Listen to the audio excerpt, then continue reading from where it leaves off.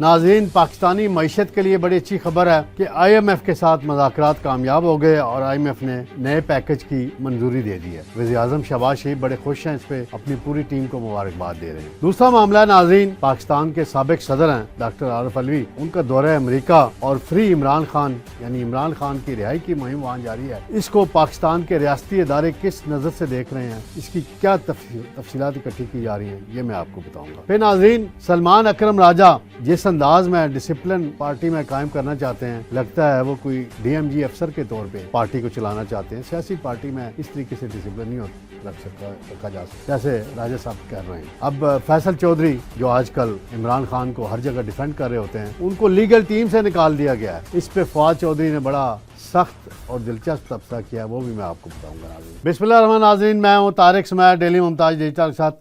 سب سے پہلے میں آتا ہوں ناظرین، آئی ایم ایف کے ساتھ ابھی ڈیلیگیشن پاکستان آیا ہوا تھا کچھ عرصہ قبل، اور جو مذاکرات ہوئے اس میں 1.3 ارب ڈالر کا قرض منظور ہو گیا ہے، اور باضابطہ طور پر آئی ایم ایف نے اس کی اعلان بھی کر دیا ہے، اور یہ رقم جو ہے پاکستان کے لیے بڑی کہہ رہے ہیں کہ جی بڑی فائدہ مند ہوگی پاکستانی معیشت کے لیے۔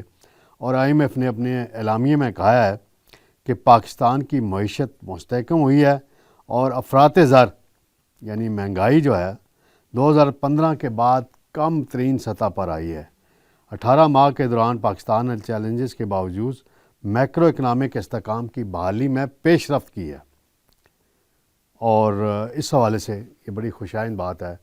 لیکن عوام کا کچھ عمر تو نکلا 2-2.5-3 سالوں میں۔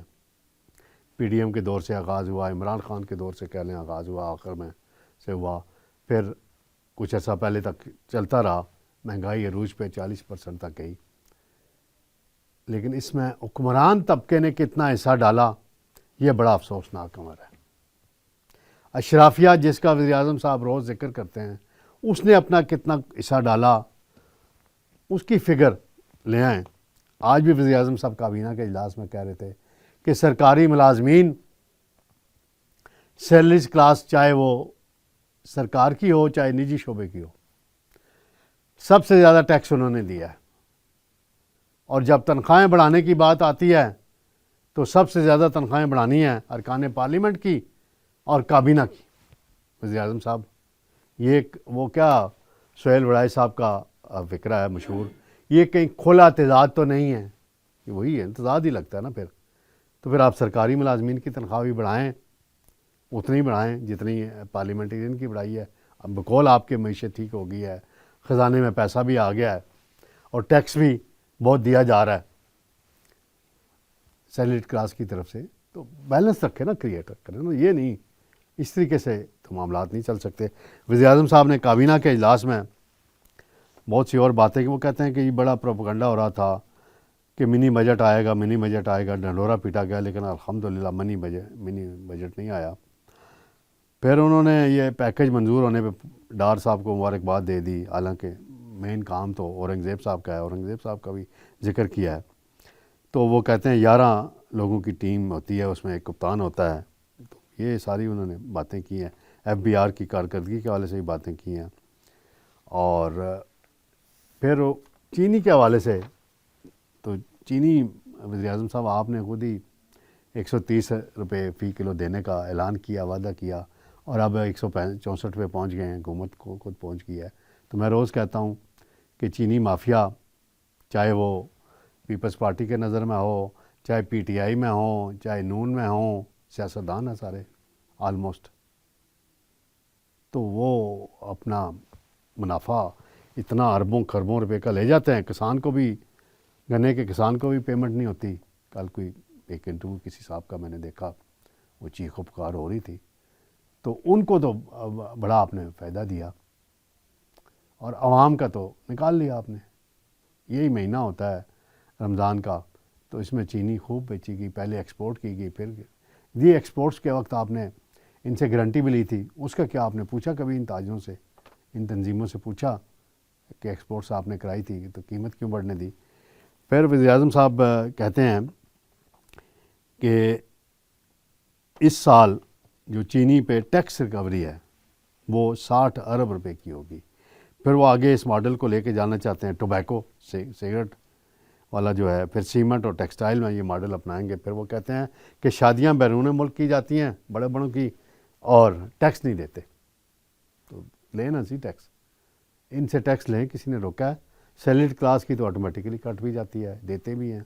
تو یہ ذرا بیلنس لائیں, اس حوالے سے آپ کو بہتری کی ضرورت ہے. اور حقیقی معنوں میں جو مہنگائی کمی ہوئی ہے اس کے اثرات غریب طبقے تک, عوام تک پہنچنے چاہیے اور ہر سطح پہ پہنچنے چاہیے.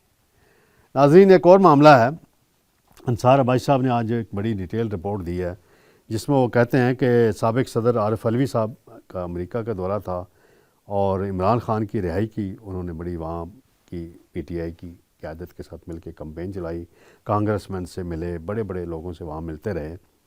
تو اس کو پاکستان میں جو ریاستی ادارے ہیں اس مہم کو ریاست مخالف اور فوج مخالف سرگرمیاں قرار دے رہے ہیں.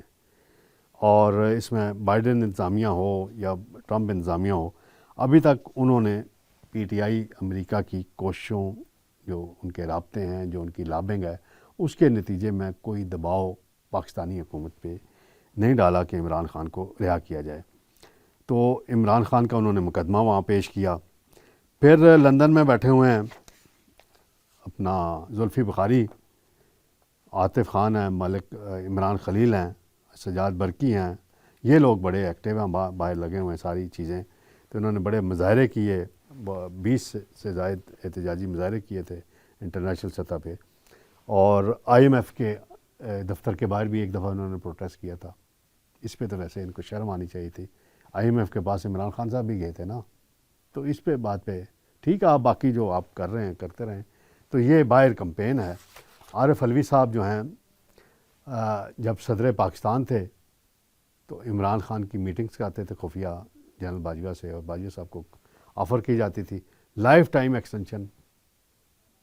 تو بس اب اس پہ لمبی بحث ہو جاتی ہے, کیا بندہ کہے. پاکستان کے اندر آپ فائٹ کریں, آئین قانون کے دائرے میں رہ کے کریں. انٹرنیشنلی جب آپ معاملات کو, اس طرح کے معاملات کو لے کے جاتے ہیں تو اس کا کوئی وقتی فائدہ تو ہو جاتا ہے, لانگ ٹرم بڑا نقصان ہوتا ہے. ناظرین, پی ٹی آئی سے ریلیٹڈ ایک اور بات ہے. کل ملاقاتیں ہوئی خان صاحب سے, بابر اعوان بھی نام ان کا فہرست سے نکال دیا گیا تھا, پھر وہ کوئی چکر چلا کے وہ اندر چلے گئے, مل لیا. اس پہ سلمان اکرم راجہ بڑے ناراض ہوئے اور انہوں نے کہا میں ڈسپلن قائم کروں گا. بھائی جان, آپ کوئی منسٹری چلا رہے ہیں, راجہ صاحب آپ وکیل ہیں, آپ کو تو سیاست کی الف بے بھی نہیں آتی. سیاسی پارٹیوں میں تھوڑی بہت اس طرح کی چیزیں ہوتی ہیں, ایڈجسٹمنٹ. آپ کو فیڈرل سیکرٹری تو نہیں لگے ہوئے پورا ڈسپلن, یا میں کہوں کہ کسی اور جگہ لگے ہوئے ہیں, تو اس طرح وہ سلسلہ چلتا رہتا ہے. آپ فیصل چودھری ہیں, ہمارے دوست ہیں, تو وہ آج کل ٹی وی چینلز پہ ہوں, باقی سوشل میڈیا پہ ہوں, عمران خان کو کافی عرصے سے ڈیفینڈ کر رہے ہیں. پہلے ان کے وکیل بنے, پھر آ کے میسج دیتے تھے. کچھ عرصے سے ان کے بارے میں عمران خان کے کانوں میں کچھ باتیں ڈالی گئی ہیں, جیسی وہ شیر افضل مروت کے حوالے سے ڈالی گئی تھی. سمجھ گئے نا ناظرین آپ وہ والی باتیں. تو اس پر اب ان کو لیگل ٹیم سے بھی نکال دیا گیا ہے. پہلے ترجمانی سے ہٹایا گیا, پھر لیگل ٹیم سے, اور بشرا بیوی بڑی ناراض ہوئی ہیں ان پہ. تو فواد چودھری نے بڑا اس پہ سخت تبصرہ کیا ہے, اور وہ کہتے ہیں سلمان اکرم راجہ کو ایک ہی مشن دیا گیا ہے کہ پارٹی میں کسی کو رہنے نہیں دینا اور نکالنے کا مشن اس کو دیا گیا ہے, اور اس کو سیاست کا کوئی کخ پتہ نہیں ہے. وکالت ٹھیک ہے کرتے ہوں گے, اچھی بری جو جیسی بھی ہے. تو میں اس رائے سے اتفاق کرتا ہوں فواد چودھری کی کہ سلمان اکرم راجہ صاحب سیکرٹری جنرل بنے, ڈکٹیٹر نہ بنے. تو ناظرین انشاءاللہ جلد آپ سے دوبارہ ملاقات ہوگی. اللہ حافظ.